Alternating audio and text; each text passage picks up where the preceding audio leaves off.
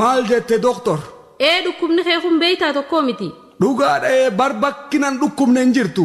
Jechuun dhukkubni oguu walqasa kana beeytaa wallaansinii sangasuma takka walqar qaba. Laal dawaan tokkoof fudhattu kaan sharafsiisaa beeyte. Tanaafuu waan haakimni siin jiru qaceelloo qalbeeffattee sirritti hujirra oolchuu sirraa eegama laal. Tole marhabba. Tanaafuu waraqaa tanaan dawaa farmaasirraa bitadhuuti. Akkaan itti fudhadhu naaf himanii miiree isaanuu. Ammaas laal wanni guddoon eeggannaa teetii beeyte. Eeggannaa hoggaa jettan. Akkuma qorichaa sanitti nyaataas eeggachuu qabda laal. Tanaafuu yoo fayyuu feete foon keessaa'uu coomaa fi zeetaas. Aannan keessaa'uu dhadhaa fillee fi qurxummii. Deeyimaas ta'e shukkaraa fi soogiddaas. Laal waan mi'aawaatii fi waan jiidha qabu hunda.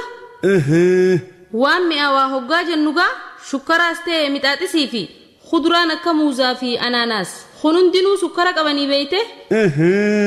Kanneen tokkollee nyaachuun qabdu laal. Nyaachuun qabdu. Tanaafuu gaa.